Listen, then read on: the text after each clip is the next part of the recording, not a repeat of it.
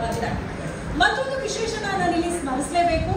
ETV colours Kannada ಆಗಿ 10 ವರ್ಷಗಳನ್ನ ಪೂರೈಸಿರುವಂಥದ್ದು. ಸತತವಾಗಿ 10 ವರ್ಷಗಳಿಂದ ವಿಭಿನ್ನ ಕಥೆಗಳ ಮೂಲಕ, ರಿಯಾಲಿಟಿ ಶೋ ಮೂಲಕ ನಿಮ್ಮನ್ನ ಸತತವಾಗಿ ರಂಜಿಸ್ತಾ ಬಂದು 10 ವರ್ಷಗಳನ್ನ ಪೂರೈಸಿದೆ.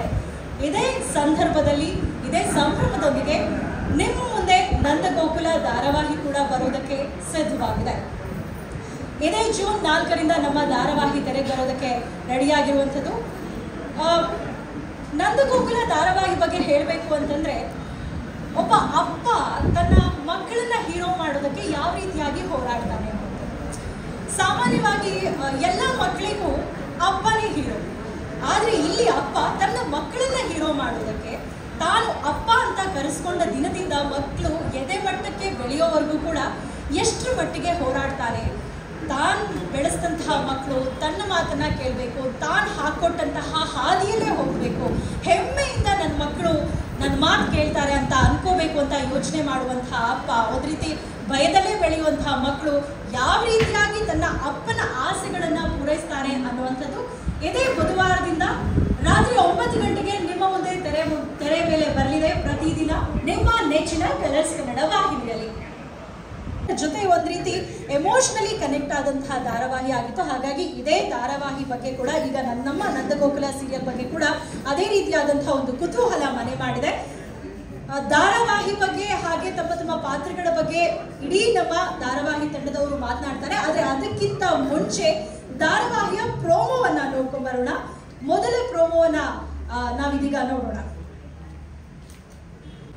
ಆ ಕಡೆ ಮಕ್ಕಳು, ಈ ಕಡೆ ಗಂಡ, ಇಬ್ರು ಕೂಡ ಹೇಗೆ ಬ್ಯಾಲೆನ್ಸ್ ಮಾಡೋದು ಅಂತ ಒದ್ದಾಡ್ತಾ ಇರೋ ನಿಮ್ಮೆಲ್ಲರ ಅಮ್ಮಂದ್ರ ಕಥೆ ಇದೆ. ಹಾಗೆ ಅಪ್ಪ ಯಾವತ್ತೂ ತಲೆ ತಗ್ಗಿಸ್ಬಾರ್ದು ಅಂತ ಪ್ರತಿ ಕ್ಷಣ, ಪ್ರತಿ ದಿನ, ಪ್ರತಿ ಗಳಿಗೆ ಹೋರಾಡ್ತಾ ಇರುವಂತ ಮಕ್ಕಳ ಕಥೆ ಇದೆ. ಒಬ್ಬ ತಂಗಿಯನ್ನ ಕಳ್ಕೊಂಡು ಏನೂ ಮಾಡೋಕ್ಕಾಗದೆ ಏನೋ ಒಂದು ಮಾಡಬೇಕು ಅಂತ ಪ್ರತಿ ಕ್ಷಣ ನೋವು ಅನುಭವಿಸ್ತಾ ಇರುವಂತಹ ಇಬ್ಬರು ಅಣ್ಣಂದರ ಕಥೆ ಇದೆ. ಸೊ ಬಹಳಷ್ಟು ಕಥೆಗಳನ್ನು, ಬಹಳಷ್ಟು ಭಾವನೆಗಳನ್ನು ತುಂಬಿಕೊಂಡಿರುವಂಥ ಕಥೆನೇ ನಂದಗೋಕುಲದ ಕಥೆ. ಹಾಗಂತ ಇದು ರೆಗ್ಯುಲರ್ ಸೀರಿಯಲ್ ಪ್ಯಾಟರ್ನಲ್ಲಿ ಇರುವಂಥ ಒಂದು ಧಾರಾವಾಹಿ ಖಂಡಿತವಾಗ್ಲೂ ಅಲ್ಲ. ಯಾಕೆ ಅಂತಂದರೆ ಪ್ರತಿ ದಿವಸ ನಮ್ಮ ಜೀವನದಲ್ಲಿ ನಡೆಯುವಂಥ ಘಟನೆಗಳನ್ನು ಆಧಾರವಾಗಿ ಇಟ್ಕೊಂಡು ಒಂದು ಸ್ಕ್ರೀನ್ ಪ್ಲೇ ಅಂದರೆ ಹೇಗೆ ಹೆಣಿಬೋದೋ ಹಾಗೆ ಹೆಣ್ಕೊಂಡು ಹೋಗಿದ್ದೀವಿ. ಖಂಡಿತವಾಗ್ಲೂ ನಿಮ್ಮೆಲ್ಲರಿಗೂ ಇಷ್ಟ ಆಗುತ್ತೆ ಅಂತ ಅಂದ್ಕೊಂಡಿದ್ದೀನಿ. ಆ್ಯಂಡ್ ನೀವೇ ನೋಡ್ತಾ ಇದ್ದೀರಾ, ಎಲ್ಲರೂ ಅಂದರೆ ಪ್ರೋಮೋ ಬಂದಾಗಿಂದ ಎಲ್ಲರೂ ಹೇಳ್ತಾ ಇದ್ದಾರೆ, ಎಲ್ಲರೂ ನನಗೆ ಹೇಳ್ತಾ ಇರುವಂಥ ಒಂದು ಮಾತೇನು ಅಂತಂದರೆ, ಕ್ಯಾಸ್ಟಿಂಗ್ ಅಂತೂ ಅದ್ಭುತವಾಗಿ ಆಗಿದೆ ಅಂತ. ಯೂಶ್ವಲ್ ಆಗಿ ಒಂದು ಸೀರಿಯಲ್ ಪ್ಯಾಟರ್ನಲ್ಲಿ ಒಂದು ಕ್ಯಾರೆಕ್ಟರ್ಗೆ ಮಿನಿಮಮ್ ಅಂದರೂ ಒಂದು 25 ಜನದ ಆಡಿಷನ್ ಮಾಡಿ ಅದರಲ್ಲಿ ಒಂದು 6 ಜನ ಶಾರ್ಟ್ ಲಿಸ್ಟ್ ಮಾಡಿ ಒಬ್ಬರನ್ನ ಸೆಲೆಕ್ಟ್ ಮಾಡುವಂಥ ಪ್ರೋಸೆಸ್ ಆಗುತ್ತೆ. ಬಟ್ ಈ ಸೀರಿಯಲಲ್ಲಿ ಖಂಡಿತವಾಗ್ಲೂ ಆ ಥರ ಆಗಿಲ್ಲ ನನಗೆ. ಎಸ್ಪೆಷಲಿ ನಂದಕುಮಾರ್, ಅರವಿಂದ್ ಸರ್, ನೀವೆಲ್ಲ ಸಾಕಷ್ಟು ಸಿನಿಮಾಗಳಲ್ಲಿ ಅವ್ರನ್ನ ನೋಡಿದ್ದೀರಾ. ಅವ್ರಿಗೆ ಈ ಪಾತ್ರ ಎಕ್ಸ್ಪ್ಲೇನ್ ಮಾಡಿದಾಗ ತುಂಬ ಖುಷಿಯಾಗಿ ಅವ್ರು ಒಪ್ಕೊಂಡ್ರು. ಅಣ್ಣ thank you so much, I love you. And Girija madam ಅಂತ ಇದ್ದೀನಿ. ಗಿರಿಜಾ ಪಾತ್ರದ ಹೆಸರು, ಅಮೃತ ಮೇಡಮ್ ಅವ್ರು ಮಾಡ್ತಾ ಇದ್ದಾರೆ ಅದನ್ನು. ಆ್ಯಂಡ್ ಒಂದು ಹೇಳಬೇಕು ಅಂತಂದರೆ, ಈ ಪಾತ್ರಕ್ಕೆ ಅವ್ರನ್ನ ಬಿಟ್ಟು ಇನ್ನೊಬ್ಬರು ಸಾಧ್ಯನೇ ಇಲ್ಲ ಅಂತಲೇ ಅಂದ್ಕೊಂಡಿದ್ವಿ. ಆ್ಯಂಡ್ ನೀವು ನಂಬಲ್ಲ, ಗಿರಿಜಾ ಅನ್ನೋ ಕ್ಯಾರೆಕ್ಟರ್ ನಾವು ಜಾಸ್ತಿ ಜನ ಆಡಿಷನ್ನೇ ಮಾಡಿಲ್ಲ ಮೇಡಮ್. ಟು ದಿ ಪಾಯಿಂಟ್, ಇವ್ರು ಬೇಕು ಅಂದರೆ ಇವ್ರು ಬೇಕು ಅಂತ ಹಠ ಹಿಡಿದು and you are in, and thank you. And ಅವರ ಮಕ್ಕಳ ಪಾತ್ರದಲ್ಲಿ ದೊಡ್ಡ ಮಗಳು ಧನ್ಯ ಇದ್ದಾರೆ, ರಕ್ಷಿತಾ ಅವರು. ಇದಕ್ಕೆ ಮುಂಚೆ ಬೃಂದಾವನ ಅನ್ನುವಂಥ ಒಂದು ಸೀರಿಯಲಲ್ಲಿ ಅವ್ರ ಜೊತೆ ವರ್ಕ್ ಮಾಡಿದ್ದೆ. ಅದಾದಮೇಲೆ ಮಾಧವನ ಕ್ಯಾರೆಕ್ಟರ್ಗೆ ಅವರು ಬೇಸಿಕಲಿ ಅವ್ರ ಮುಖದಲ್ಲಿರುವಂಥ ಇನ್ನೋಸೆನ್ಸೇ ಅವ್ರಿಗಿರುವಂಥ ಶಕ್ತಿ. 3 ಜನ ಮಕ್ಕಳು ಅಂದರೆ, ದೊಡ್ಡವನಿಗೆ ಅಪ್ಪನ ಕಂಡ್ರೆ ಭಕ್ತಿ, ಎರಡನೇವನಿಗೆ ಅಪ್ಪನ ಕಂಡ್ರೆ ಭಯ, ಮೂರನೇವನಿಗೆ ಅಪ್ಪನ ಕಂಡ್ರೆ ವಿಪರೀತವಾದ ಪ್ರೀತಿ. ಸೊ ಈ ಕ್ಯಾರೆಕ್ಟರೈಸೇಷನ್ಸ್ನ ಹೊಂದುವಂಥ ನಮಗೆ ಒಂದು ಕ್ಯಾರೆಕ್ಟರಿಸ್ಟಿಕ್ಸ್ ಇರುವಂಥ ವ್ಯಕ್ತಿ ಬೇಕಾಗಿತ್ತು. ಸೊ ಮಾಧವನ್ನ ಸೆಲೆಕ್ಟ್ ಮಾಡಬೇಕಾದ್ರೆ ನಾನು ಸಿಂಪಲ್ ಆಗಿ ಹೇಳ್ಬಿಡ್ತೀನಿ, ಅವ್ರ ಮುಖದಲ್ಲಿರುವಂಥ ಇನ್ನೋಸೆನ್ಸ್, ಹಾಗೆ ನಂತರನೇ ಅವ್ರದ್ದು ಗಣೇಶನ್ ಕಿವಿ, ಆ ಗಣೇಶನ್ ಕಿವಿನೇ ನನಗೆ ಬೇಕಾಗಿತ್ತು. ಆ್ಯಂಡ್ ಎರಡನೇದಾಗಿ ಕೇಶವ, ಇವಾಗ ಆಲ್ರೆಡಿ ಸಿನಿಮಾನು ಮಾಡಿದ್ದಾರೆ, ಸಾಕಷ್ಟು ಸೀರಿಯಲ್ಗಳು ಕೂಡ ಮಾಡಿದ್ದಾರೆ. ಅವ್ರಿಗೆ ಈ ಪಾತ್ರ ಹೇಳಿದಾಗ ಇನ್ನೂ ಹೇಗೆ ಮಾಡ್ಬೋದು ಹಾಗೆ ಹೀಗೆ ಅಂತ ಒಂದು ಹೊಸ ಡಿಸೈನ್ ಕೊಟ್ಟರು ಕ್ಯಾರೆಕ್ಟರ್ಗೆ. Thank you so much bro, love you. And Vallabha, ನಾನು ಹೇಳಿದ್ನಲ್ಲ ಅಪ್ಪನ ಕಂಡ್ರೆ ವಿಪರೀತವಾದ ಪ್ರೀತಿ ಅಂತ. ಸೊ ವಲ್ಲಭ, ಅಭಿಷೇಕ್ ದಾಸ್ ಆಲ್ಮೋಸ್ಟ್ ನಾನು ಮತ್ತು ಅವನು ಒಂದು 10 ವರ್ಷಗಳಿಂದ ಫ್ರೆಂಡ್ಸು, ಹೋಗೋ ವಾರ ಫ್ರೆಂಡ್ಸು. ಅವನಿಗೆ ಈ ಪಾತ್ರದ ಬಗ್ಗೆ ನನಗೆ ಒಂದು ಕ್ಲಾರಿಟಿ ಇತ್ತು. ಅಂದರೆ ಈ ವಲ್ಲಭ ಅನ್ನೋ ಕ್ಯಾರೆಕ್ಟರ್ ಏನಿದೆ, ಲೈಟಾಗಿ ಒಂದು ಕೋತಿ ಥರ ಆಡಬೇಕು, ಅವಾಗ ಸ್ಟ್ರಿಕ್ಟಾಗಿ ತುಂಬ ಸೀರಿಯಸ್ ಆಗಿರಬೇಕು, ಹೀರೋಯಿನ್ ಜೊತೆ ಟಾಮ್ ಆ್ಯಂಡ್ ಜೆರ್ರಿ ಥರ ಜಗಳ ಆಡಬೇಕು. ಸೊ ಇದಿಷ್ಟು ಗುಣಗಳು ಇರುವಂಥ ಸಕಲ ಕಲಾ ವಲ್ಲಭ ಒಬ್ಬ ಬೇಕಿತ್ತು ನನಗೆ. ಸೊ ವಲ್ಲಭ ಕ್ಯಾರೆಕ್ಟರ್ ಅಭಿಷೇಕ್ ದಾಸ್ ಇದ್ದಾರೆ. Thank you Abhi, love you. And Sundara character usual ಆಗಿ ಒಂದು ಕಾಮಿಡಿ ಅಂತ ಬಂದಾಗ ಅವ್ರದ್ದೇ ಆದಂಥ ಒಂದು ಪೆಕ್ಯುಲರ್ ಬಾಡಿ ಲ್ಯಾಂಗ್ವೇಜ್ ಇರುತ್ತೆ. ಆ ಎಲ್ಲ ಬಾಡಿ ಲ್ಯಾಂಗ್ವೇಜ್ನ ಹೊರತುಪಡಿಸಿ ಅದಕ್ಕಿಂತ ಆ ಒಂದು ಕಾಮಿಡಿಗೆ ಇರುವಂಥ ಗೆರೆನ ದಾಟಿ ಆ್ಯಕ್ಟ್ ಮಾಡೋವಂಥ ವ್ಯಕ್ತಿ ನಮ್ಮ ಗೋವಿಂದ ಗೌಡ ಸರ್. ಅವರು ಕೂಡ ಸಿನಿಮಾದಲ್ಲಿ ತುಂಬ ಬ್ಯುಸಿ ಇದ್ದರು. ಆ್ಯಂಡ್ ನಾನು ಅಪ್ರೋಚ್ ಮಾಡಿದ ಕೂಡಲೇ ಅವರು ಕೂಡ ಒಪ್ಕೊಂಡು ಈ ಪಾತ್ರ ಮಾಡ್ತಾ ಇದ್ದಾರೆ. ಆ್ಯಂಡ್ ಕೃಷ್ಣ ಪ್ರಿಯಾ ಭಟ್ ಕೂಡ ಒಂದು ಬ್ಯೂಟಿಫುಲ್ ಕ್ಯಾರೆಕ್ಟ್ರಲ್ಲಿ ಆ್ಯಕ್ಟ್ ಮಾಡ್ತಾ ಇದ್ದಾರೆ. ನನಗೆ ಒಂದು ಹೊಸ ಫೇಸ್, ಚುರುಕಾಗಿರೋ ಹುಡುಗಿ ಬೇಕಿತ್ತು, ತುಂಬ ಸುಳ್ಳು ಹೇಳೋ ಹುಡುಗಿ ಬೇಕಿತ್ತು. ತುಂಬ ಸುಳ್ಳು ಹೇಳ್ತಾಳೆ ಅವಳು, ಅದು ನ್ಯಾಚುರಲ್ ಆಗಿ ಅವಳು ಆ್ಯಕ್ಟಿಂಗ್ ಮಾಡ್ದೇ ಬರುತ್ತೆ. ಅದಕ್ಕೆ ಜೋಕ್ಸ್ ಅಪಾರ್ಟ್, ಅಂದರೆ ತುಂಬ ಒಳ್ಳೆ ನಟಿ. ಆ್ಯಂಡ್ ಅದು ಬಿಟ್ಟು ರವಿಚೇತನ್ ಸರ್, ಅಗೇನ್ ಅವ್ರ ಬಗ್ಗೆ ಏನು ಹೇಳೋ ಅವಶ್ಯಕತೆ ಇಲ್ಲ. ಯಾಕೆಂತಂದರೆ ಸಾಕಷ್ಟು ಸಿನಿಮಾಗಳಲ್ಲಿ ದರ್ಶನ್ ಸರ್ ಜೊತೆ, ಸುದೀಪ್ ಸರ್ ಜೊತೆ ಆ್ಯಕ್ಟ್ ಮಾಡಿರುವಂಥ ವ್ಯಕ್ತಿ. ಇದರಲ್ಲಿ ಒಂದು ಅದ್ಭುತವಾದ ಪಾತ್ರವನ್ನು ಮಾಡ್ತಾಯಿದ್ದಾರೆ. ತುಂಬಾ ಎಮೋಷ್ನಲ್ ಕ್ಯಾರೆಕ್ಟರ್ನ ಮಾಡ್ತಾಯಿದ್ದಾರೆ. ಅವರ ಸಿನಿಮಾದು ಬ್ಯುಸಿ ಸ್ಕೆಡ್ಯೂಲ್ಸಲ್ಲೂ ಈ ಪಾತ್ರ ಕೇಳಿ, ಇಲ್ಲ ನಾನು ಖಂಡಿತವಾಗ್ಲೂ ಇದನ್ನು ಮಾಡ್ತೀನಿ ಅಂತ ಒಪ್ಕೊಂಡ್ರು. ಅಣ್ಣ thank you so much. And ನೀವು ಆ್ಯಡ್ ಮಾಡ್ತಿರೋಂಥ ಒಂದು ಫೇಸ್ ವ್ಯಾಲ್ಯೂ ಈ ಸೀರಿಯಲ್ಗೆ ನಾನು ನಿಜವಾಗ್ಲೂ ಅದನ್ನು ತುಂಬಿಕೊಡೋದಕ್ಕಾಗಲ್ಲ ಬೇರೆ ಯಾರಿಂದನೋ. Thank you so much. And Mandya Raghu sir, 2 ವರ್ಷದಿಂದ ಅವ್ರನ್ನ ನನ್ನ ಚಾನಲಲ್ಲಿ ಕೆಲಸ ಮಾಡಬೇಕಾದ್ರೆ ಒಬ್ಬ EP ಆಗಿದ್ದಾಗ ಅವ್ರನ್ನ ಚೇಸ್ ಮಾಡ್ಕೊಂಡು ಹೋಗ್ತಾ ಇದ್ದೆ. ನನ್ನ ಜೊತೆ ವರ್ಕ್ ಮಾಡಬೇಕು ಅಂತ. ಕೊನೆಗೆ ಅದೃಷ್ಟ ಕುಲಾಯಿಸಿ ನನ್ನ ಪ್ರೊಡಕ್ಷನಲ್ಲಿ, ನನ್ನ ಡೈರೆಕ್ಷನಲ್ಲೇ ಅವ್ರು ಬಂದು ಆ್ಯಕ್ಟ್ ಮಾಡ್ತಾ ಇದ್ದಾರೆ ಇವತ್ತು. So again thank you so much ಅಣ್ಣ. ಆ್ಯಂಡ್ ಮಿಕ್ಕಂತೆ ನಮಗೆ ಕಲಾವತಿಯಾಗಿ ಅರ್ಚನಾ ಗಾಯಕ್ವಾಡ್ ಮೇಡಮ್ ಆ್ಯಕ್ಟ್ ಮಾಡ್ತಾ ಇದ್ದಾರೆ. ಇಂದಿರಾ ಒಂದು ಕೊಂಕು ಮಾತಾಡುವಂಥ ಕ್ಯಾರೆಕ್ಟ್ರಲ್ಲಿ ಫಸ್ಟ್ ಟೈಮ್ ನಮ್ಮ ನವ್ಯ ಮೇಡಮ್ ಆ್ಯಕ್ಟ್ ಮಾಡ್ತಾ ಇದ್ದಾರೆ. ಹಾಗೆ ಒಂದು ಅಜ್ಜಿಯ ಪಾತ್ರಧಾರಿ, ಮನೆಯ ಇಷ್ಟು ಜನಕ್ಕೆ ಒಂದು ಹಿರಿಯ ಪಾತ್ರಧಾರಿಯಾಗಿ ನಮ್ಮ ಶೈಲಜಾ ಮೇಡಮ್ ಆ್ಯಕ್ಟ್ ಮಾಡ್ತಾ ಇದ್ದಾರೆ. ಅಮ್ಮ ನಿಮ್ಮೆಲ್ಲರಿಗೂ thank you so much. And Amulya newcomer ಅಂತ ಅನ್ನಿಸ್ದೆ. ನೋಡೋದಕ್ಕೆ ಒಳ್ಳೆ ಬೆಣ್ಣೆ ಬಿಸ್ಕೆಟ್ ಥರ ಇದ್ದಾಳೆ ಅವಳು, ಬಟ್ ಆ್ಯಕ್ಟಿಂಗ್ ಅಂತೂ ಸಖತ್ ಚುರುಕಾಗಿ ಓಮ್ ಬಿಸ್ಕೆಟ್ ಥರ ಮಾಡ್ತಾಳೆ. So thank you so much Ammu. And Meena, again Megha ಒಂದು ಆಲ್ಮೋಸ್ಟ್ ಒಂದು 5-6 ವರ್ಷಗಳಿಂದ ನಾವಿಬ್ಬರು ಜೊತೆಗೆ ವರ್ಕ್ ಮಾಡಿದ್ವಿ. ಆ್ಯಂಡ್ ಈ ಒಂದು ಪಾತ್ರಕ್ಕೆ ನೀವೇ ಮಾಡಬೇಕು, ಯಾಕೆಂತಂದರೆ ಬೆಣ್ಣೆಯಿಂದ ಕೂದಲು ತೆಗೆಯೋ ಥರ ಒಂದು ಪಾತ್ರ ಅದು. ತುಂಬ ಮೆಚ್ಯೂರ್ಡ್ ಆಗೂ ಇರ್ತಾಳೆ, ಕೋತಿ ಥರನೂ ಮಾಡ್ತಾಳೆ, ಕ್ಯೂಟ್ ಆಗೂ ಇರ್ತಾಳೆ, ಇನ್ನೋಸೆಂಟ್ ಆಗೂ ಇರ್ತಾಳೆ.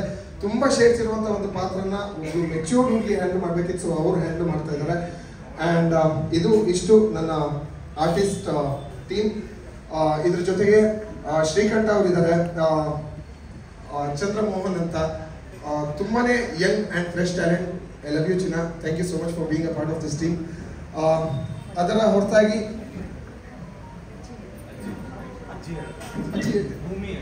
ಭೂಮಿ, ಇನ್ನೊಂದು ಮಗು ಇದೆ, ಇನ್ನೊಂದು ಹುಡುಗಿ ಇದೆ, ತಂಗಿಯ ಪಾತ್ರವನ್ನು ಮಾಡ್ತಾ ಇದ್ದಾಳೆ ಭೂಮಿ ಅಂತ.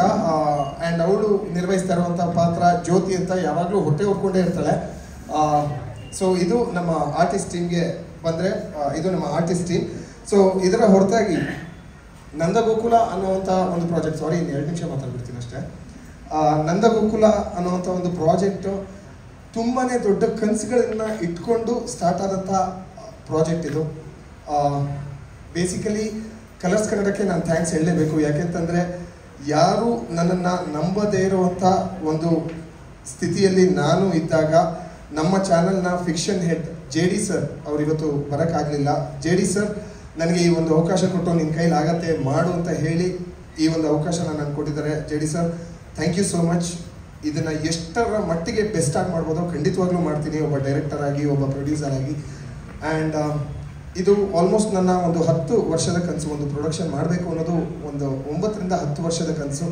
ನನ್ನ ಕನಸಿಗೆ ಮೊದಲನೇದಾಗಿ ನನಗೆ ಸಾಥ್ ಕೊಟ್ಟಿದ್ದು ನಮ್ಮ ಪ್ರೊಡ್ಯೂಸರ್ ಮಾದೇವ್ ಸರ್. ಅವ್ರು ನನ್ನ ಜೊತೆಗೆ ಎಡಿಟರ್ ಆಗಿದ್ದರು. ಆ್ಯಂಡ್ ಈ ಒಂದು ಚಪ್ಪಾಳೆಯಿಂದನೇ ಗೊತ್ತಾಗತ್ತೆ ಅಂದರೆ ಎಲ್ಲರ ಮನಸ್ಸನ್ನು ಗೆದ್ದಿರುವಂಥ ವ್ಯಕ್ತಿ ಅವರು. ಬಹಳ ವರ್ಷಗಳಿಂದ ನಾವಿಬ್ಬರು ಸೇರಿಕೊಂಡು ಕಂಡಂಥ ಕನಸಿಗೆ ಅವ್ರು ಬಂದು ನನಗೆ ಸಾಥ್ ಕೊಟ್ಟಿದ್ದಾರೆ. Thank you so much Madev sir. And ಈ ಒಂದು ಸೀರಿಯಲ್ಗೆ ಅವರೇ ಎಡಿಟರ್, ನನ್ನ ಡೈರೆಕ್ಷನ್ ಆದರೆ ಅವ್ರದ್ದು ಎಡಿಟಿಂಗ್ ಆಗುತ್ತೆ. ಖಂಡಿತವಾಗ್ಲೂ ನಮ್ಮಿಬ್ಬರ ಕಾಂಬಿನೇಷನಲ್ಲಿ ಒಂದು ಒಳ್ಳೆ ಔಟ್ಪುಟ್ ನಾವು ಕೊಡ್ತೀವಿ. ಆ್ಯಂಡ್ ರಾಧಿಕಾ ಶ್ರವಂತ್ ಅವರು ಯಾರೂ ಅಲ್ಲ, ಬೇರೆ ನಾನು ಹೇಳ್ತೀನಿ. ಆ್ಯಂಡ್ ಅವಳು ಕೂಡ ಅಂದರೆ ಎಷ್ಟರ ಮಟ್ಟಿಗೆ ಕಷ್ಟಪಟ್ಟು ಒಂದಷ್ಟು ಸ್ಯಾಕ್ರಿಫೈಸ್ ಮಾಡಿ ಒಂದಷ್ಟು ಕಾಂಪ್ರಮೈಸ್ ಆಗಿ ನನಗೆ ಬಂದು ಹೆಗಲಾಗಿ ನಿಂತಿದ್ದಾಳೆ ಅಂತಂದರೆ ಅದನ್ನು ನಾನು ಎಕ್ಸ್ಪ್ಲೇನ್ ಮಾಡೋಕ್ಕೂ ಆಗಲ್ಲ. ಜಾಸ್ತಿ ಮಾತಾಡಿದ್ರೆ ಹೆಂಡತಿ ಜಾಸ್ತಿ ಸಪೋರ್ಟ್ ಮಾಡ್ತಾ ಇದ್ದೀನಿ ಅನ್ನೋ ಹೊಗಳ್ತಾ ಇದ್ದೀನಿ ಅನ್ನೋ ಅಂತ ಆಗುತ್ತೆ. So end of the day Radhu, thank you so much for being a part of your husband's journey. Thank you. And ನಮ್ಮ ಸೀರಿಯಲ್ನ ಒಂದು major pillar Sindhu madam. Casual ಆಗಿ ಹಾಗೆ ಮಾತಾಡ್ತಿರ್ಬೇಕಾದ್ರೆ ಅವರು ಕೂಡ ಒಪ್ಕೊಂಡ್ರು ನಾನು ಈ ಸೀರಿಯಲ್ ನಾನು ಮಾಡ್ತೀನಿ ಅಂತ. ಆ್ಯಂಡ್ ಟುಡೇ ಅದು ಹೇಗಾಗಿದೆ ಅಂತಂದರೆ ಓಪನ್ ಆಗಿ ಹೇಳಬೇಕು ಅಂತಂದರೆ ಸಿಂಧು ಅಕ್ಕ ಇಲ್ಲ ಅಂತಂದರೆ ಈ ಪ್ರಾಜೆಕ್ಟ್ ಇಲ್ಲ, ಅವರೇ ಈ ಪ್ರಾಜೆಕ್ಟ್ನ ಉಸಿರು. She is the heart of this project. And Sindhu ಅಕ್ಕ, thanks for the greatest support. ಇವತ್ತು ಬಂದು ಇಷ್ಟರ ಮಟ್ಟಿಗೆ ದೊಡ್ಡದಾಗಿ ಪ್ರೆಸ್ ಮೀಟ್ ಮಾಡಿ ನಾವು ಇಷ್ಟು ಜನರ ಎದುರುಗಡೆ ಕೂತಿದ್ದೀವಿ ಅಂತಂದರೆ the major reason behind it is you. So thank you so much ಅಕ್ಕ, ಲವ್ ಯು. ಇದು ಬಿಟ್ಟು ಏನು ಮಾತಾಡಬೇಕು, ತುಂಬ ಮಾತಾಡಬೇಕು. Thank you Shravanth. ನನಗೆ ಏನು ಹೇಳಕ್ ಉಳಿದಿಲ್ಲ. ನಮ್ಮ ತಂಡದ ಬಗ್ಗೆ ಆಗಲಿ, ನಮ್ಮ ಟೆಕ್ನಿಕಲ್ ಟೀಮ್ ಬಗ್ಗೆ ಆಗಲಿ, ಆರ್ಟಿಸ್ಟ್ ಟೀಮ್ ಬಗ್ಗೆ ಆಗಲಿ ಎಲ್ಲ ಶ್ರವಂತ್ ಅವರು ಡೀಟೇಲಾಗಿ ಹೇಳಿದ್ದಾರೆ. ನನಗೆ ಅಂದರೆ ಈ ಕತೆ ಕೇಳಿದಾಗ ಇನ್ಸ್ಪೈರ್ ಆಗಿದ್ದು ಏನು ಅಂತಂದರೆ, ಈಗ ಯೂಶಲಿ ಟ್ರೆಂಡ್ ಹೇಗೆ ಅಂದರೆ ಎಲ್ಲ ಸೀರಿಯಲ್ನಲ್ಲೂ ಮುಖ್ಯ ಭೂಮಿಕೆಯಲ್ಲಿ ಯಂಗ್ಸ್ಟರ್ಸ್ ಇರ್ತಾರೆ. ಅಂದರೆ ಅವ್ರ ಸ್ಟ್ರಗಲ್ಸ್ ಏನಿರುತ್ತೆ, ಅವ್ರ ಚಾಲೆಂಜಸ್ ಏನಿರುತ್ತೆ, ಅವ್ರ ಲೈಫ್ ಸುತ್ತು ಏನು ನಡೀತಾ ಇರುತ್ತೆ, ಅದೇ ಕಂಪ್ಲೀಟಾಗಿ ಅದೇ ಇರುತ್ತೆ ಮುಖ್ಯ ಭೂಮಿಕೆಯಲ್ಲಿ. ಇಲ್ಲಿ ಹೇಗಂದರೆ ಮಿಡಲ್ ಏಜ್ಡ್ ಕಪಲ್ ಇದಾರಲ್ಲ, ಅವ್ರ ಅನುಭವ ಕೂಡ ದೊಡ್ಡದಿರುತ್ತೆ, ಜವಾಬ್ದಾರಿನೂ ಅಷ್ಟೇ ದೊಡ್ಡದಾಗಿರುತ್ತೆ. ಸೊ ಅವ್ರ ಕಣ್ಣಿಂದ, ಅವ್ರ ಪಾಯಿಂಟ್ ಆಫ್ ವ್ಯೂ ಇಂದ ಕತೆ ನೋಡೋದು ತುಂಬ ಡಿಫ್ರೆಂಟ್ ಅನ್ಸುತ್ತೆ. ಅವರು ಯಂಗ್ಸ್ಟರ್ಸ್ ಮೇಲೂ ಪ್ರಭಾವ ಬೀರ್ತಾರೆ, ಅವ್ರ ಹಿಂದೆ ಇರೋ ಪೀಳಿಗೆ ಮೇಲೂ ಇಂದ ಅವರು ಎಷ್ಟೋ ಕಲ್ತಿರ್ತಾರೆ. ಸೊ ಅವ್ರ ಪಾಯಿಂಟ್ ಆಫ್ ವ್ಯೂ ಇಂದ ಇದು ಓಪನ್ ಆಗುತ್ತಲ್ಲ ಸ್ಟೋರಿ, ಅದು ತುಂಬ ಇಂಟ್ರೆಸ್ಟಿಂಗ್ ಅಂತ ಅನ್ನಿಸ್ತು. ಆ್ಯಕ್ಚುಲಿ ಹೇಳಬೇಕಂದ್ರೆ I am very lucky Colors ಕನ್ನಡಗೆ ವರ್ಕ್ ಮಾಡ್ತಾ ಇರೋದಕ್ಕೆ. So I thank them. And ಅವರ ಸಪೋರ್ಟ್ ತುಂಬ ದೊಡ್ಡದಿದೆ ನಮಗೆ. ಆ್ಯಂಡ್ ನಮ್ಮ ಶ್ರವಂತ್ ಅವರು ಹೇಳಬೇಕಂದ್ರೆ ಅವರು ಈಗ ಪ್ಲ್ಯಾಟರಲ್ಲಿ ಎಲ್ಲ ಅಡುಗೆ ಮಾಡಿ ಕೊಟ್ಟ ಹಾಗೆ ಈ ಪ್ರಾಜೆಕ್ಟ್ನ ಕಂಪ್ಲೀಟ್ ಎಲ್ಲನೂ ತುಂಬ ಪ್ರೀತಿಯಿಂದ, ತುಂಬ ಕಾಳಜಿಯಿಂದ, ತುಂಬ ಚೆನ್ನಾಗಿ ಮಾಡಿದ್ದಾರೆ. ನನಗೆ ಕ್ಯಾಶುವಲ್ ಆಗಿ ಅವ್ರು ಹೇಳಿದಾಗೆ ಮಾತಾಡ್ತಾ ಇರಬೇಕಾದ್ರೆ ಆ್ಯಕ್ಚುಲಿ ನಿಜ ಹೇಳ್ಬೇಕಂದ್ರೆ ಒಂದು ಪಾತ್ರಕ್ಕೆ ಅಂತ ಕಾಲ್ ಮಾಡಿದರು. ಸೊ ಅದು ಹಾಗೆ ಡಿಸ್ಕಷನ್ ಮುಂದೆ ಹೋಗಿ ಈ ಮಟ್ಟಕ್ಕೆ ಪ್ರೊಡ್ಯೂಸ್ ಮಾಡಬೇಕು ಅನ್ನೋದು ನನ್ನ ತುಂಬ ದೊಡ್ಡ ಕನಸಾಗಿತ್ತು ಭಾಳ ವರ್ಷಗಳಿಂದ. ಅದು ಈ ಥರ ಅಂದರೆ ಅಂದ್ಕೊಳ್ದೆ ಸಡನ್ನಾಗಿ ಇಂಥ ಒಳ್ಳೆ ಪ್ರಾಜೆಕ್ಟಲ್ಲಿ ನಾನು ಭಾಗಿಯಾಗಿರೋದು ತುಂಬ ಖುಷಿ ಇದೆ. And thank you all the artist, ಆಮೇಲೆ ನಮ್ಮ ಟೆಕ್ನಿಕಲ್ ಟೀಮ್ ಮತ್ತು ಕಲರ್ಸ್ ಕನ್ನಡ ಎಲ್ರಿಗೂ ಧನ್ಯವಾದ ಹೇಳೋದಕ್ಕೆ ಇಷ್ಟಪಡ್ತೀನಿ. ಆ್ಯಂಡ್ ನೀವು ಎಲ್ಲ ದಯವಿಟ್ಟು ಎಪಿಸೋಡ್ಸ್ಗಳನ್ನ, ನಿಮ್ಮ ಸಪೋರ್ಟ್ ನಮಗೆ ತುಂಬ ಇಂಪಾರ್ಟೆಂಟ್. ಸೊ ನೋಡಿ ಎಪಿಸೋಡ್ಗಳನ್ನ, ಖಂಡಿತ ಇಷ್ಟ ಆಗುತ್ತೆ ಅಂತ ಅನ್ಕೋತೀನಿ. Thank you. Thank you Sindhu ma'am. ನಮಸ್ಕಾರ. ಇಷ್ಟು ದಿನ ನಾನು ತೆರೆ ಮುಂದೆ ಆ್ಯಕ್ಟ್ ಮಾಡ್ತಿದ್ದೆ. ಫಸ್ಟ್ ಟೈಮ್ ನಾನು ತೆರೆ ಹಿಂದೆ ಕೆಲಸ ಮಾಡ್ತಿದ್ದೀನಿ. ಆ್ಯಂಡ್ ನನ್ನ ಗಂಡ ಅಂತ ಹೇಳ್ತಿಲ್ಲ, ಬಟ್ ಈಸ್ ವೆರಿ ತುಂಬ ಹಾರ್ಡ್ ವರ್ಕ್ ಮಾಡ್ತಾನೆ. ನಾನು ಎವ್ರಿ ಒಂದು ಸ್ಟೇಜ್ ನೋಡ್ಕೊಂಡು ಬಂದಿದ್ದೀನಿ. ಕಲರ್ಸ್ ಕನ್ನಡಗೆ ತುಂಬ ಪ್ರಾಜೆಕ್ಟ್ಸ್ ಮಾಡಿದ್ದಾರೆ ಅವರು. ಪ್ರತಿಯೊಂದು ಪ್ರಾಜೆಕ್ಟ್ಸ್ನು ಹೇಗೆ ಎಫರ್ಟ್ಸ್ ಹಾಕ್ತಿದ್ರು ಅದಕ್ಕಿಂತ ಜಾಸ್ತಿ ಎಫರ್ಟ್ಸ್ ಹಾಕಿ ಒಂದು ನಂದಗೋಕುಲನ ಮಾಡಿರೋದು. ಆ್ಯಂಡ್ ಈ ಒಂದು ಟೀಮ್ನ ಕಟ್ಟೋದಕ್ಕೆ ನಾವಿಷ್ಟು ಜನ ತುಂಬ ಎಫರ್ಟ್ಸ್ ಹಾಕಿದ್ದೀವಿ. ಆ್ಯಂಡ್ ಒಂದೊಂದು ಕಾಸ್ಟಿಂಗ್ ಕೂಡ ಇವರೇ ಆಗಬೇಕು. ನಾನು ನನ್ನ ಗಂಡಂಗೆ ಹೇಳ್ತೀನಿ, ಇಲ್ಲ ಇವ್ರು ಬೇಡ, ಇವ್ರನ್ನ ಕಾಸ್ಟ್ ಮಾಡೋಣ, ಯಾವುದಕ್ಕೂ ಕಾಂಪ್ರಮೈಸ್ ಆಗಿಲ್ಲ, ಇಲ್ಲ ಬೇಕಂದರೆ ಅವ್ರು ಬೇಕು. ಸೊ ಅಷ್ಟು ಇಬ್ಬರು ಜಗಳ ಮಾಡಿಕೊಂಡು ಒಂದಷ್ಟು ಈ ಒಂದು ತುಂಬ ಚೆನ್ನಾಗಿರೋ ಒಂದು ಕಾಸ್ಟಿಂಗ್ ಮಾಡಿ ಇಷ್ಟು ಮಟ್ಟಿಗೆ ತಂದುಕೊಟ್ಟಿದೆ. ಆ್ಯಂಡ್ ಕಲರ್ಸ್ ಕನ್ನಡಗೆ, JD ಸರ್ಗೆ ಆ್ಯಂಡ್ ಎಲ್ಲರಿಗೂ ತುಂಬ ಧನ್ಯವಾದಗಳು. ಹಾಗೆ ನೀವೆಲ್ಲರೂ ಬಂದಿರೋದಕ್ಕೆ ನಿಮಗೂ ಧನ್ಯವಾದಗಳು. ಆ್ಯಂಡ್ ನಮ್ಮ ಟೀಮ್ ಎಲ್ರಿಗೂ ಥ್ಯಾಂಕ್ ಯು ಸೋ ಮಚ್. ಒಂದು ಕನಸು ಬಗ್ಗೆ ನಾನು ಮಾತಾಡ್ತೀನಿ ಅಷ್ಟೇ. ಒಂದು 8 ವರ್ಷದ ಹಿಂದೆ ಒಂದು ಕನಸು ಕಟ್ಟಿದ್ದು. ಅದ್ರ ಜರ್ನಿ ಸ್ಟಾರ್ಟ್ ಆಗಿ ಒಂದು 6 ತಿಂಗಳ ಹಿಂದೆ ಒಂದು ಪ್ರೊಡಕ್ಷನಲ್ಲಿ ಕೆಲಸ ಮಾಡ್ತಿರ್ಬೇಕಾದ್ರೆ ಫೋನ್ ಬಂತು, ಬೇಬಿ ಗೆಟ್ ಸ್ಟಾರ್ಟ್ ಅಂತ. ಅಲ್ಲಿಂದ ಸ್ಟಾರ್ಟ್ ಆಗಿದ್ದು ಈ ನಂದಗೋಕುಲ ಪ್ರಾಜೆಕ್ಟು. ಏನೂ ಇಲ್ಲದೆ ಒಂದು ಎಷ್ಟು ಸಲ ಜಗಳಾಡಿದ್ದೀವಿ ಅಂತಂದರೆ, ಒಂದು ಆಫೀಸ್ ಮಾಡೋದಕ್ಕಾಗಲಿ, ಇನ್ನೊಂದಾಗಲಿ, ಕಾರಲ್ಲಿ ಕೂತ್ಕೊಂಡು ಜಗಳಾಡಿದ್ದೀವಿ, ಏನು ಹಿಂಗಾಗ್ತಿದೆ ಅಂತ. ಒಂದು ಆಫೀಸ್ ಮಾಡೋದಕ್ಕಾಗಲಿ, ಇನ್ನೊಂದಾಗಲಿ, ಒಂದು ಕ್ಯಾಸ್ಟಿಂಗ್ ವಿಚಾರದಕ್ಕಾಗಲಿ ಸುಮಾರು ಜಗಳಾಡಿದ್ವಿ. ಇದಕ್ಕೆ ನಾನೊಂದು 2 ಹೆಸರು ಹೇಳಬೇಕು. ಒಂದು ಹರೀಶ್ ಅಂತ, ಇಲ್ಲಿ ಆ್ಯಕ್ಚುಲಿ ಬಂದಿಲ್ಲ ಇವತ್ತು. Thank you so much Harish. ಮತ್ತು ಮತ್ತು ಸಚೇತ್ ಭಟ್ರು, ಥ್ಯಾಂಕ್ ಯು ಸೋ ಮಚ್. ಯಾವ ಕಾರಣಕ್ಕೆ ಅಂದರೆ ನಮಗೆ ಆಫೀಸ್ ಆಗದೆ ಇರೋಂಥ ಟೈಮಲ್ಲಿ ಅವ್ರಗಳ ಮನೆಗೆ ಹೋಗಿ ಅಲ್ಲಿ 15 ದಿವಸ ಇಲ್ಲಿ 15 ದಿವಸ ಈ ಥರ ಎಲ್ಲ ಕಷ್ಟಪಟ್ವಿ. ಅದೊಂದು ನೆನೆಸ್ಕೊಬೇಕು. ಅದಕ್ಕೋಸ್ಕರ thank you so much Sachin sir.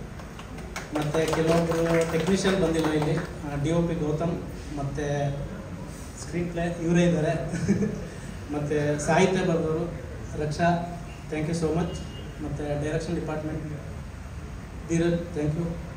And ಎಲ್ರಿಗೂ thank you so much. Colors ಕನ್ನಡಗೆ JD ಸರ್ ಮತ್ತು ಪ್ರಕಾಶ್ ಸರ್ ಮತ್ತು ಪ್ರಶಾಂತ್ ಸರ್ಗೆ ಥ್ಯಾಂಕ್ ಯು ಸೋ ಮಚ್.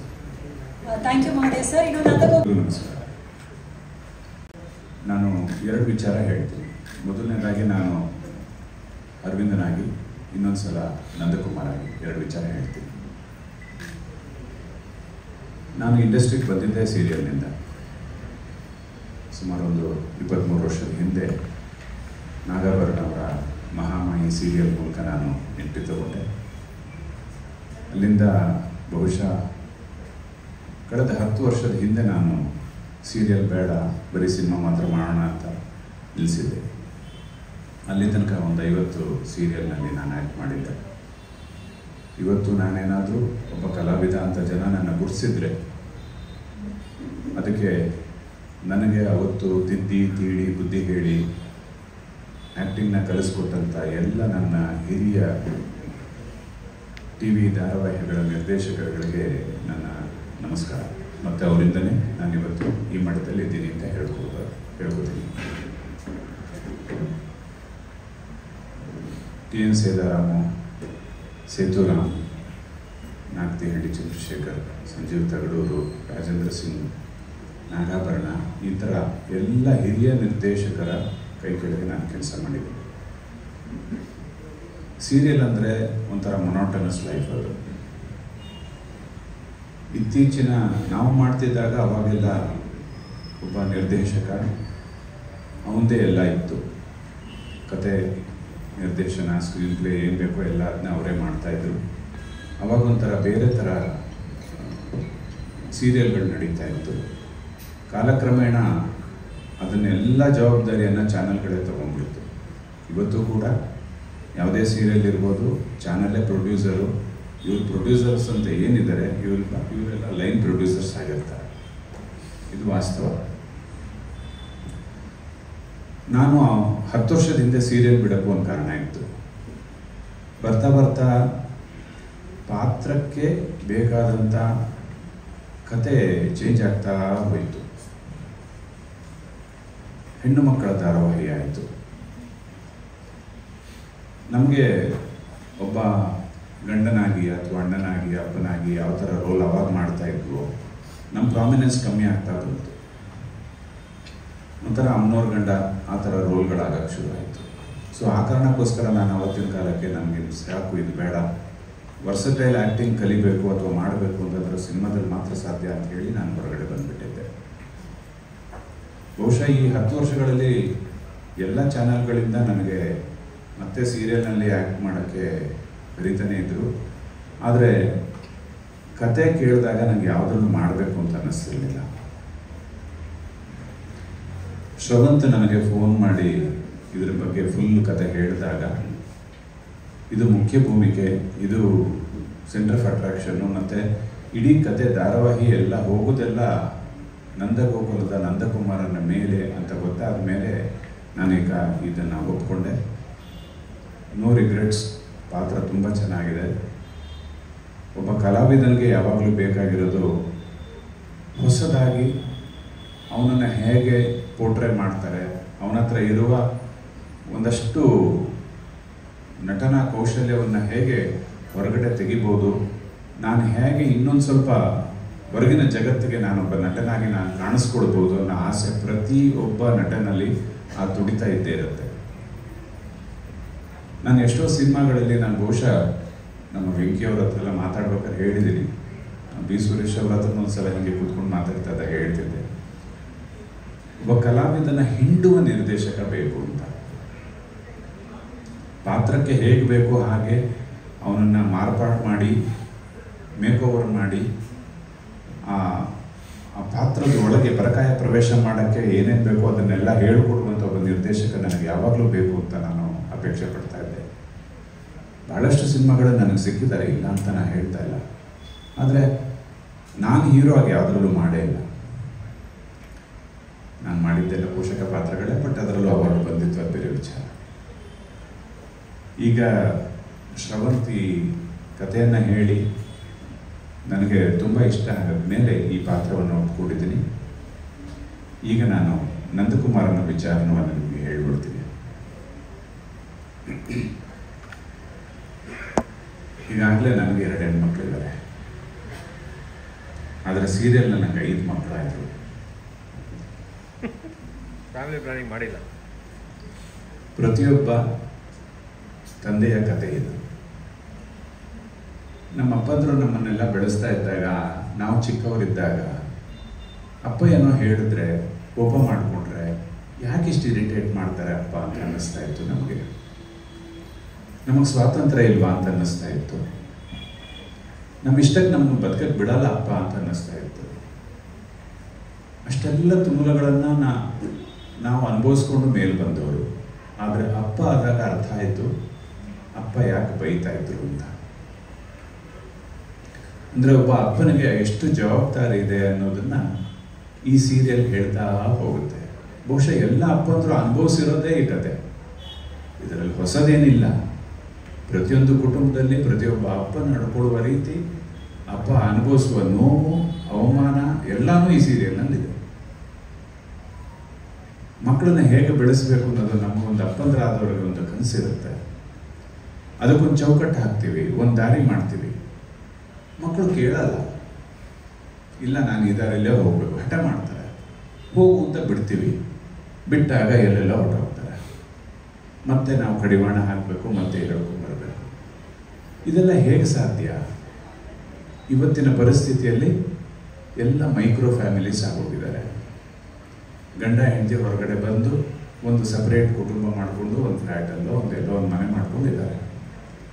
ನಾವೆಲ್ಲ ಬೆಳೆದಿದ್ದು ಕೂಡು ಕುಟುಂಬದಲ್ಲಿ. ನಮ್ಮ ಅಪ್ಪನಿಗೆ 9 ಜನ ಸಿಬ್ಲಿಂಗ್ಸ್. ಲೆಕ್ಕ ಹಾಕೊಳ್ಳಿ, ಅವ್ರಿಗೆಷ್ಟು ಮಕ್ಕಳು, ಅವ್ರಿಗೆಷ್ಟು ಮೊಮ್ಮಕ್ಕಳು ಎಲ್ಲ. ಇವತ್ತು ಒಂದು ಫಂಕ್ಷನಲ್ಲಿ ನಾವು ಸೇರಿದ್ರೆ ಒಂದು 100-150 ಜನ ಸೇರ್ಕೋತೀವಿ. ಆದರೆ ಇವತ್ತಿನ ಫ್ಯಾಮಿಲಿಗಳೆಲ್ಲ ಆ ಥರ ಇಲ್ಲ. ಅದನ್ನೆಲ್ಲ ಹೇಳಕ್ಕೆ ಹೊರಟಿದೆ ಈ ನಂದಗೋಕುಲ ಸೀರಿಯಲ್. ನಂದಗೋಕುಲದಲ್ಲಿ ನನ್ನ ಪಾತ್ರ ನಂದಕುಮಾರ, ರವಿಚೇತನ್ ಮತ್ತು ರಘು ಅವರ ಮನೆಯಲ್ಲಿ ನಾನು ಆವಾಗ ಕೆಲಸ ಮಾಡಿಕೊಂಡಿದ್ದಂಥ ನಂದಕುಮಾರ ಕಾಲಕ್ರಮೇಣ ಗಿರಿಜನ ಪ್ರೀತಿ ಮಾಡ್ತಾನೆ. ಕೆಲಸದವನಾಗಿ ಪ್ರೀತಿ ಮಾಡಿ ಒಂದು ದಿವಸ ಇದ್ದಕ್ಕಿದ್ದಂಗೆ ಕಿಡ್ನಾಪ್ ಮಾಡ್ಕೊಂಡು ಕರ್ಕೊಂಡು ಹೋಗಿ ಮದುವೆ ಹಾಕೊಂಡು ಬಂದ್ಬಿಡ್ತಾನೆ. ಅಲ್ಲಿಂದ ಅವರು ಮನೆಯಿಂದ ಹೊರಗಡೆ ಹಾಕ್ತಾರೆ ನಮ್ಮನ್ನ. ನಾವು ಆಮೇಲೆ ಒಂದು ಯಾವಾಗಲೂ ತುಂಬಿದ ಕುಟುಂಬದಲ್ಲಿದ್ದಂಥ ಗಿರಿಜಾ, ಅನುಕೂಲ ಮನೆಯಿಂದ ಬಂದಂಥ ಗಿರಿಜಾ ಕಷ್ಟಪಡಬಾರ್ದು, ಯಾವತ್ತೂ ನೋವು ಅನುಭವಿಸಬಾರ್ದು ಅಂತ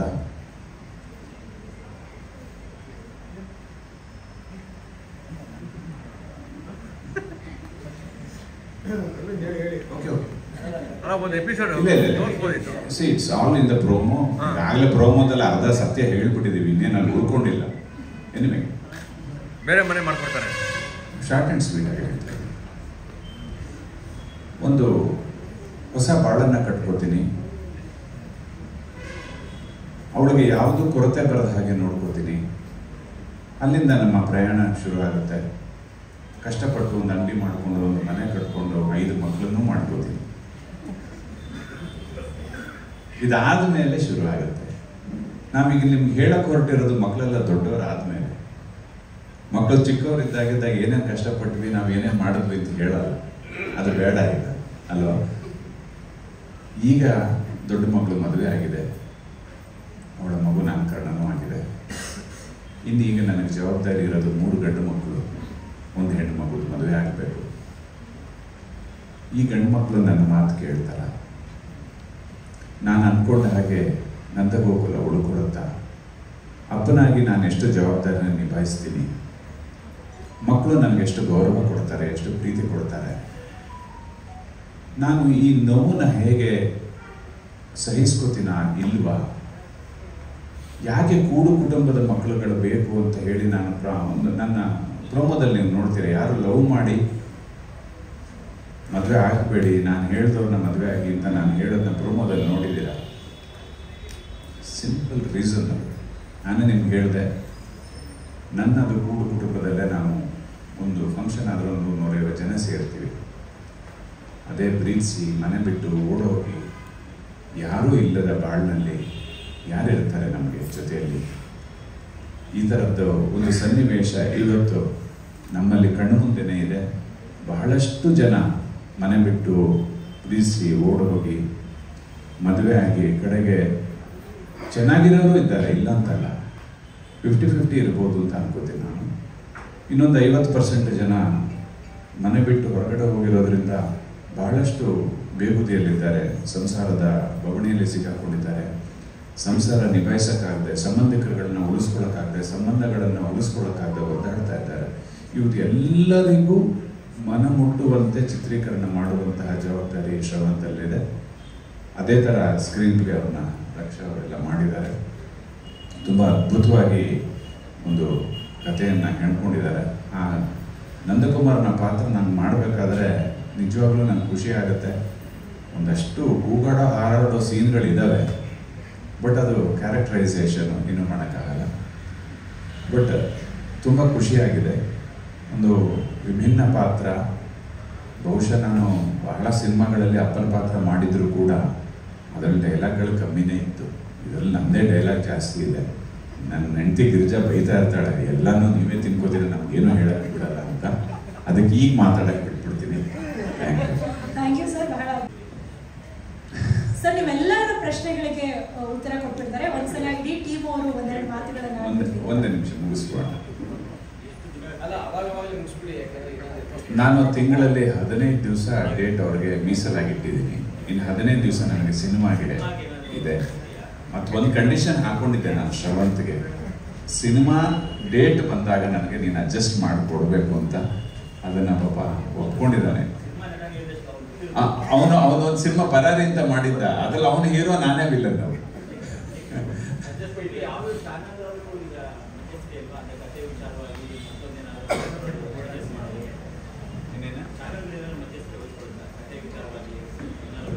ಇಲ್ಲ ಸರ್, ಇದು ಕತೆ ಬೇಸಿಕಲಿ ಬಂದಿರೋದೇ ಚಾನಲಿಂದ. ನಮಗೆ ನಾವು ನಮ್ಮ ನೇಟಿವಿಟಿಗೆ ಹೇಗೆ ಬೇಕೋ ಆ ಥರ ಒಂದು ಸ್ಕ್ರೀನ್ ಪ್ಲೇ ಮಾಡ್ಕೊಂಡು ನಾವು ಎಕ್ಸಿಕ್ಯೂಟ್ ಮಾಡ್ತಾ ಇದ್ದೀವಿ ಸರ್.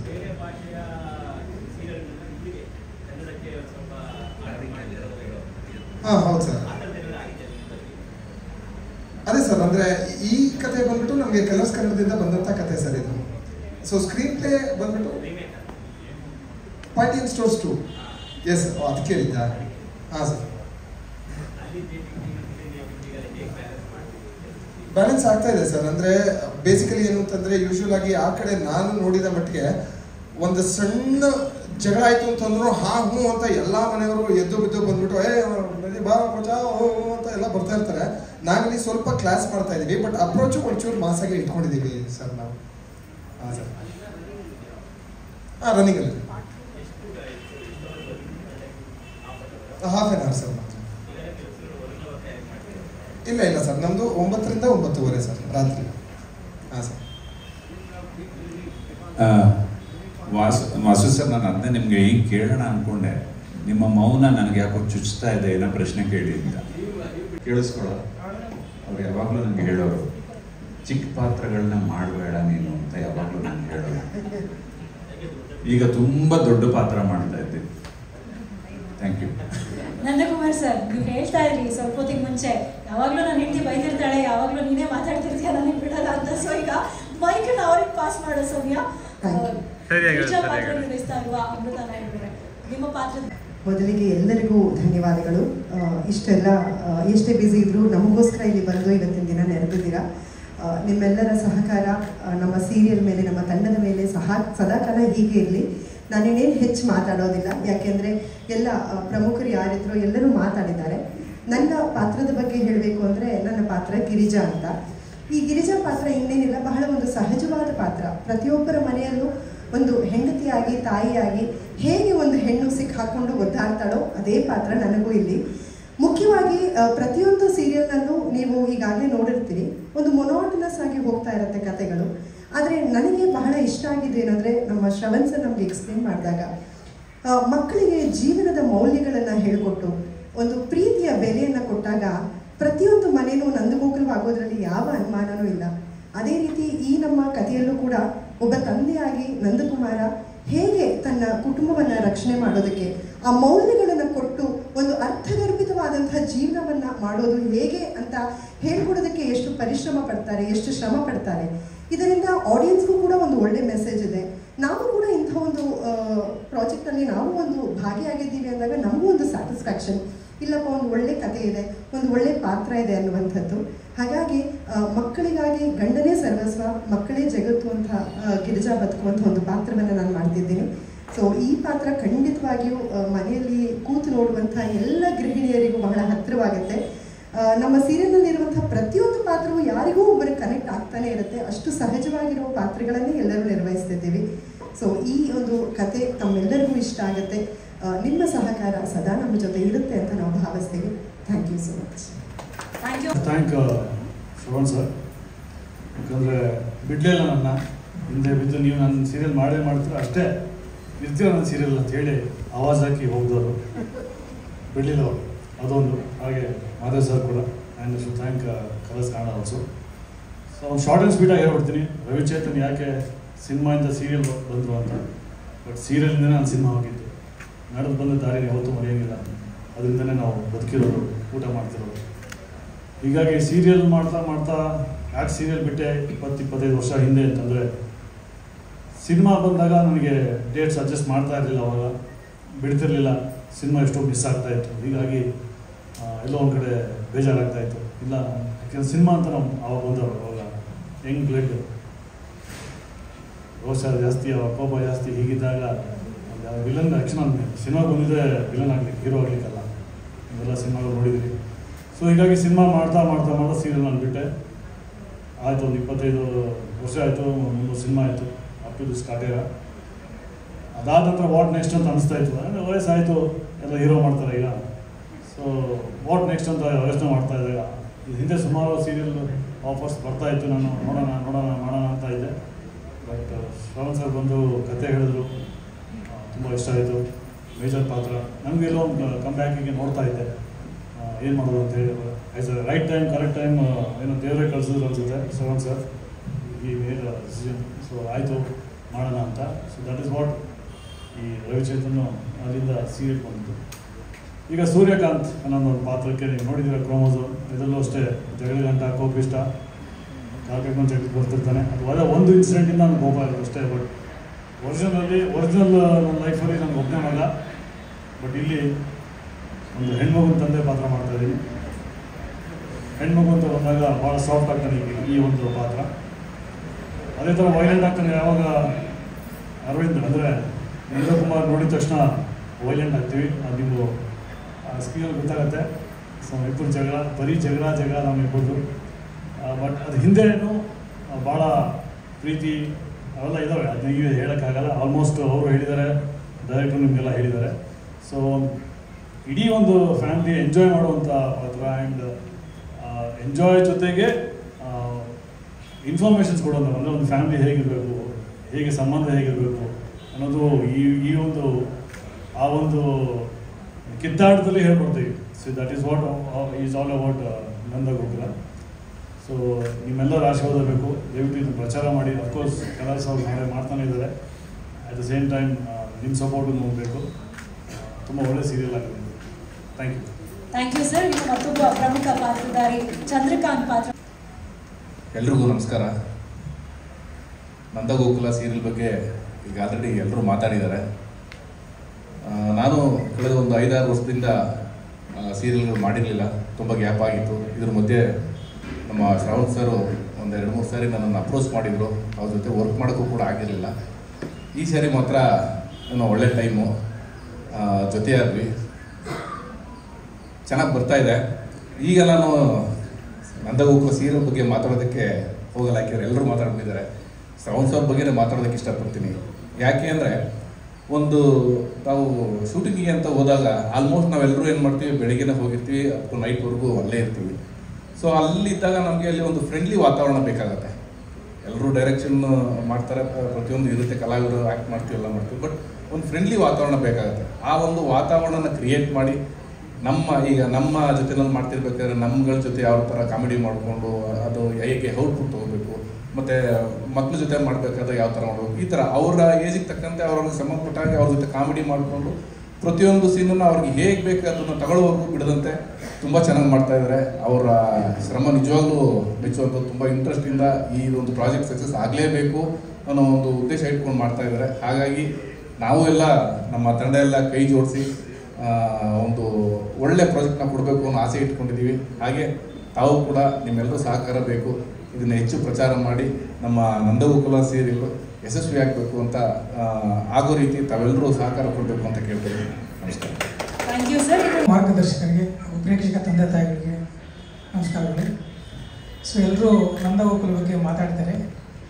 ಶ್ರವಣ್ ಸಾರು ಮತ್ತು ರಾಧಿಕಾ ಮೇಡಮು, ಸೌಮ್ಯ ಮೇಡಮು, ಮಾದೇವ್ ಸರ್ಗೆ, ಸುಜಿತ್ ಸರ್ಗೆ ನಾನು ಕೃತಜ್ಞತೆ ಅರ್ಪಿಸೋಕ್ಕೆ ಇಷ್ಟಪಡ್ತೀನಿ. ಯಾಕಂದರೆ ಅವರೆಲ್ಲ ಸೇರಿಬಿಟ್ಟು ಸ್ಕ್ರಿಪ್ಟಲ್ಲಿ ಏನಿತ್ತು ಹೆಸರು ಗೊತ್ತಿಲ್ಲ, ನನ್ನನ್ನು ನೋಡಿದ ಮೇಲೆ ಕ್ಯಾರೆಕ್ಟ್ರಿಗೆ ಸುಂದರ ಅಂತ ಹೆಸರಿಟ್ಟಿದ್ದಾರೆ. ಸೊ ಹಾಗಾಗಿ ವಿಶೇಷವಾದ ಕೃತಜ್ಞತೆಗಳನ್ನು ಅವ್ರು ಅರ್ಪಿಸ್ತೀನಿ. ಸೊ ಹಾಗೆ ಸುಂದರವಾಗಿ ಕ್ಯಾರಿ ಮಾಡ್ಕೊಂಡು ಹೋಗ್ತಾ ಇದ್ದಾರೆ. ಯಾಕಂದರೆ ಎರಡು ಸೀರಿಯಲ್ ಮಾಡಿದ ಅನುಭವ ನನಗೆ ಆಗ್ತಾ ಇದೆ. ಹಾಗೆ ಅಲ್ಲೊಂದು ಫ್ಯಾಮಿಲಿ, ದೊಡ್ಡ ಫ್ಯಾಮಿಲಿ, ನಮ್ಮ ರವಿ ಸರ್ದು ಮತ್ತು ಅರವಿಂದ್ ಸರ್ದು, ಅವರಿಬ್ಬರು ಗಡಾನುಗಟ್ಟಿಗಳು. ಅವ್ರು ತಮ್ಮ ಅಂದಾಗಲೇ ನನಗೆ ಭಯ ಆಯಿತು. ಸೊ ಆದರೆ ಅವರ ಒಂದು ದೇಹ ನೋಡಿಬಿಟ್ಟು ನಾನು ಒಂಥರ ಹೆಮ್ಮೆಯಿಂದ ನಾನು ಅವ್ರ ತಮ್ಮ ಅಂತ ಬೀಗ್ತಾ ಇದ್ದೀನಿ.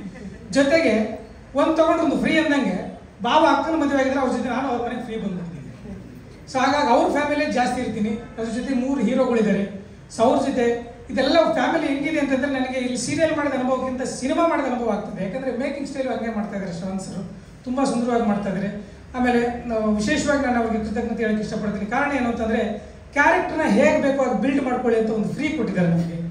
ಸೊ ಆ ಫ್ರೀನೆಸ್ನಿಂದ ನಮಗೂ ಕೂಡ ನಮ್ಮ ಕ್ಯಾರೆಕ್ಟರ್ನ ಪ್ರೀತಿಸುವಂಥದ್ದು ಮತ್ತು ಡೆವಲಪ್ ಮಾಡುವಂಥ ಅವಕಾಶ ಸಿಕ್ಕಿದೆ. ಹಾಗಾಗಿ ಈ ಸೀರಿಯಲ್ಗೆ, ಈ ಒಂದು ನಂದಗೋಕುಲಕ್ಕೆ ನಾನೆಷ್ಟು ಸಾಧ್ಯನೋ ಅಷ್ಟು ಡೆಡಿಕೇಶನ್ ಮಾಡೋದಕ್ಕೆ ಇಷ್ಟಪಡ್ತೀನಿ.